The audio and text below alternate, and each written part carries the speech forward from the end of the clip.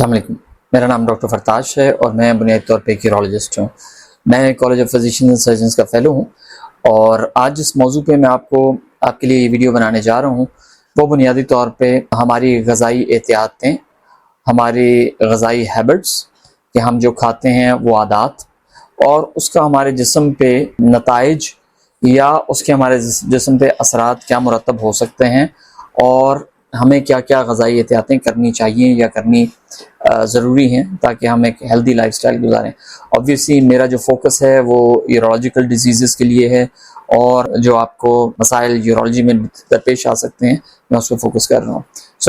सबसे पहले अगर हम देखें तो पाकिस्तान में दुनिया में सबसे ज़्यादा ज़ियाबीतस की शरह मौजूद है। इसका मतलब ये है कि एक दफ़ा अगर आपको डायबिटीज़ हो गई तो आपको फिर ग़िज़ाई एहतियातों के अलावा दवाइयाँ भी खानी पड़ेंगी। तो इससे पहले कि आपको ज़ियाबीतस हो और अगर आपकी फ़ैमिली में हिस्ट्री है और आपके माँ वालिदैन को या आपकी किसी बहन भाई को ज़ियाबीतस है, याद रखें कि आपको बहुत ज़्यादा इम्कानात हैं कि आपको ज़ियाबीतस या डायबिटीज़ या शुगर जिसको फ़ैम में कहते हैं वो होगा। शुगर की एहतियात के लिए ये ज़रूरी है कि आप अपनी ग़िज़ा को मुतवाज़न रखें। एक आम कॉन्सेप्ट ये है कि अगर आप मीठी चीज़ें ज़्यादा खाएं तो उससे आपको शुगर हो सकती है।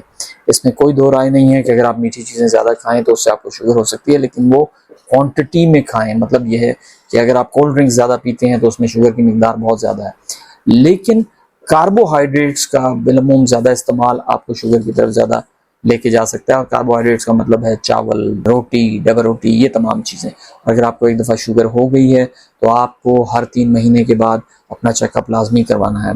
शुगर से आपको ना सिर्फ मर्दाना कमज़ोरी बल्कि आपको मर्दाना कमज़ोरी के अलावा बहुत सी और बीमारियों का सामना भी करना पड़ सकता है। क्योंकि मैंने कहा कि हमारा फोकस ज़्यादातर यूरोलॉजिकल एस्पेक्ट्स पे है तो एक शुगर है। इसके अलावा पाकिस्तान रेड बेल्ट में या रेड जोन में लाई करता है जहां दुनिया में बहुत ज़्यादा लोगों में पत्थर डेवलप होते हैं, गुर्दे के पत्थर, और ऑब्वियसली उस गुर्दे के पत्थर के साथ आपको कॉम्प्लिकेशंस होती हैं। एक रेयर कॉम्प्लिकेशन उसमें यह है कि अगर गुर्दे का पत्थर बहुत अरसे तक पड़ा रहे तो वो कैंसर भी कॉज कर सकता है।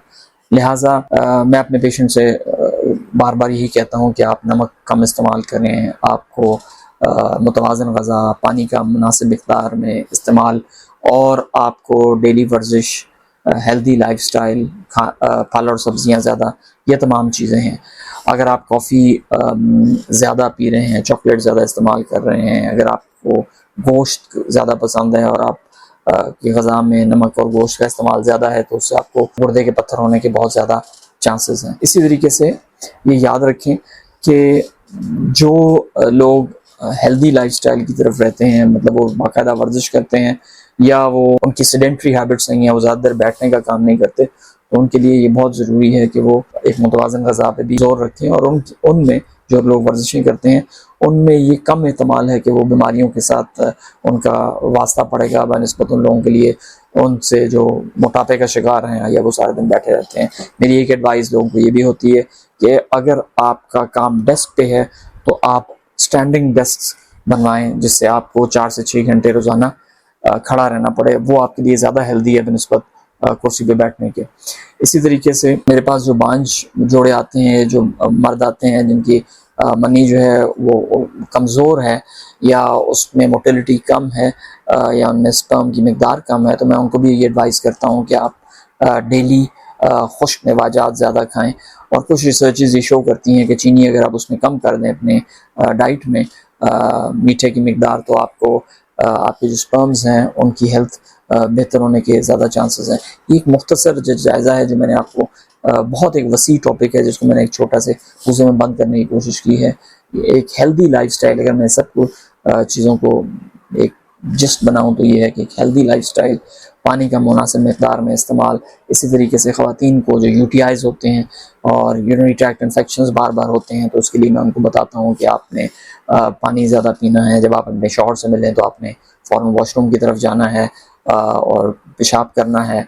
फिर जब आप मेंसेस आपको हो रहे हों तो आमतौर पर मेंसेस के ख़त्म पे या शुरू पे आपको यूटीआईज़ के ज़्यादा चांसेस होते हैं। उसमें आप बैठ के मत नहाएं, कोशिश करेंगे खड़े होकर नहाएं। इसी तरीके से पैड्स से ज़्यादा जो सिलिकॉन कप हैं वो आपको यूटीआई से महफूज रखते हैं। पैड्स का ज़्यादा चांसेस होते हैं तो यूटीआई से आपको यूटीआई या इन्फेक्शन हो। इस तरीके से अगर आपके घर मुस्लिम शावर है तो उसको पीछे से यूज़ ना करें, हमेशा आगे से यूज़ करें। तो डाइट में उनके लिए लीमू का पानी और क्रेनबेरी ज़्यादा इफ़ेक्टिव है। क्रेनबेरी का जूस है, जिस तरीके से हम बहुत से नामों से मार्केट में अवेलेबल है, वो अगर आप पियेंगे या नींबू का पानी पियेंगे तो उससे भी आपको कम चांसेस हैं कि गुर्दे के पत्थर भी कम होने की चांसेस हैं और आपको पेशाब के इन्फेक्शंस भी होने की कम चांसेस हैं। आपका बहुत बहुत शुक्रिया।